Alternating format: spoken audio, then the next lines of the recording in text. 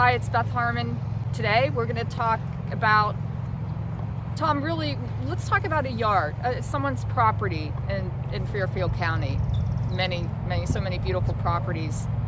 Can you talk about how you start introducing the natives with the non-natives, and then take us through that. Are they perennials? Are they, that's I think a big hurdle for first-time gardeners to get over.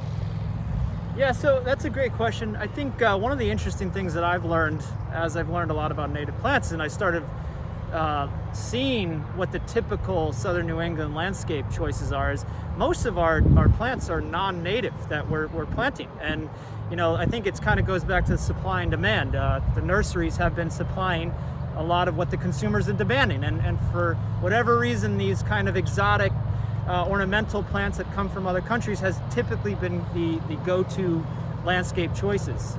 Japanese maples and turf grasses. Our turf grass, our lawn grasses are native to Europe and Southern Asia. So most of our landscape choices up to this point have been non-native. And so there's certain things you can do to start incorporating more natives into a landscape. It doesn't require you ripping everything out and replacing everything. Not all non-natives are bad. Obviously we want to be concerned about the non-natives that can become invasive, and there's invasive species lists out there, and I think those are the ones we should remove. But besides those, we can start incorporating natives into an existing landscape that has some non-natives into it, and still see huge benefits not only to the aesthetics of the landscape, but also to the ecology of the landscape. So first off, reducing your lawn. This is one you probably hear a lot. The lawn being non-native, and the amount of inputs that go into a lawn, it's really not the best landscape choice. It has become our staple go-to just because everyone wants a nice green lawn.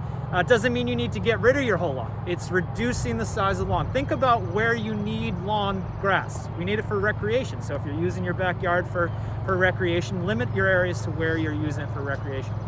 That could be your front lawn, it could be your back lawn. But if you're going to go with an alternative, there's great alternatives in terms of planting a meadow.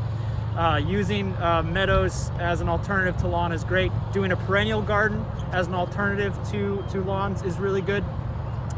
Start looking at native alternatives to maybe our shrub and tree species. Planting one native oak in our backyard, as Douglas Tallamy's Bringing Nature Home book talks about, can create a huge ecosystem by planting one tree. The other thing is, which is something that's came out in one of Douglas Tallamy's new books, is we think about trees as being these high-risk hazards around our house. But in fact, if we plant multiple trees around our house at the same time, their roots can develop together, and they can actually reduce the risk of those trees falling over. So making small decisions. So if you typically you go with a boxwood as your shrub, as your evergreen shrub, look at some of the native alternatives like an inkberry.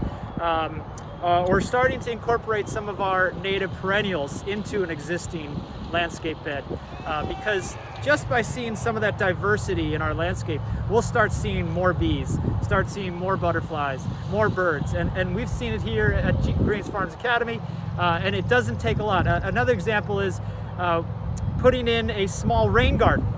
So if you have a downspout that comes off of your roof and it goes out to the driveway, redirect that to a part of your landscape where you can build a reservoir for that water to absorb in, and you can put native plantings in that. We've done rain gardens where we put in some native species, and I've never seen a hummingbird on campus, and now all of a sudden, because we planted some lobelia, now we're seeing hummingbirds on a daily basis. So it's amazing what small decisions in landscape choices can make in terms of what you can see in the ecology that you can support.